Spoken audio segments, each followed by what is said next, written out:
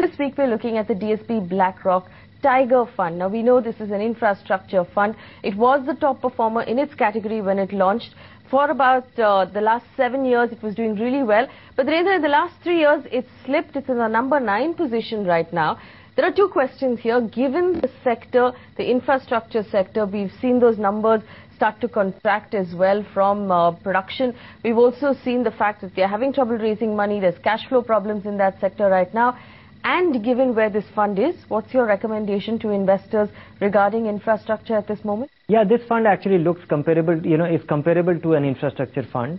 And here the fund actually had a slightly broader mandate that this fund will invest in stocks which will benefit from the structural shift in the economy and from economic reforms. And I'm afraid we can't really make any claim to that effect that any of that is happening. In fact, there is no structural shift and there is no economic reform. And but that apart, the stock universe is also undergoing a lot of pain, and the market is equally hostile. So I think the case for infrastructure fund per se is weak.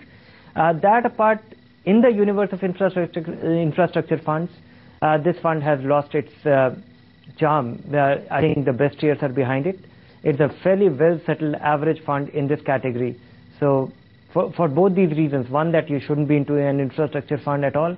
It's proving to be a drag and a test of patience, and this fund in particular is proving to be a very well settled average fund. Earlier we used to talk about the fact that infrastructure funds mandate makes them very close to an equity diversified fund, because the only difference is possibly IT and maybe pharma. So tell us, from this fund, from the DSP BlackRock Tiger, and similar funds from that same fund house, which is DSP BlackRock Equity or DSP BlackRock Top 100, why is there such a large gap and a large difference in the performance over the last 3 years? No, what I used to say is that 65% of the Sensex can be classified as infrastructure, and the 35% which cannot find its way into infrastructure, I would say the IT, the pharma, healthcare, FMCG.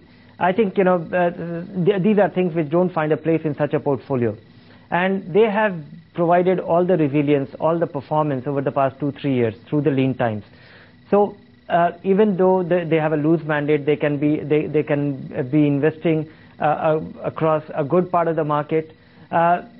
Being deprived of a specific sector and being constrained not to invest in those has proved to be a huge drag. This is actually an illustration of what we keep saying as far as investing in specific sector funds or thematic funds are concerned.